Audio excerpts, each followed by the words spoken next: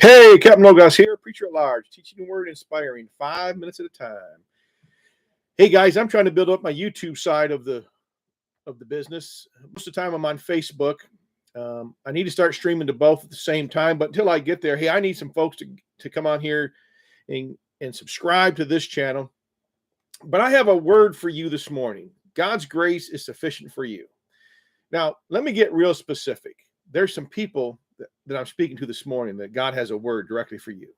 You have anxiety, you have depression, you have fear, you have worries, you have doubts, you have failings, and you're trying to fix them by yourself. You're trying to get to God, but you think you need to fix yourself first. You're trying to do everything in the flesh instead of just allowing God to do it. The good news is that God has already done it for you.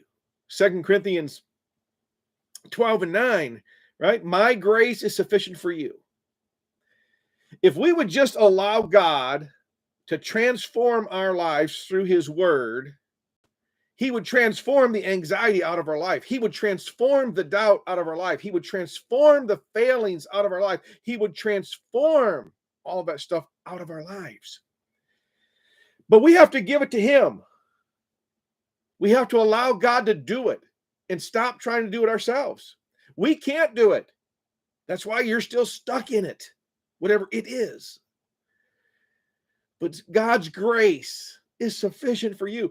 God sent his son. He's already done it. And now all you have to do is allow him to move in your life. I know it's a lot easier said than done. But if you start getting in the word of God and you allow the word of God to transform your life instead of just read the word of God and try to make it say what you want to say and allow God to speak to you through his word, he will transform you.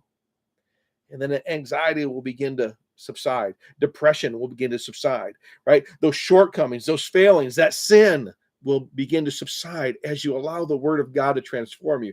That's what living by grace means. That's what accepting God's grace means. It means you're going to allow him to change your life.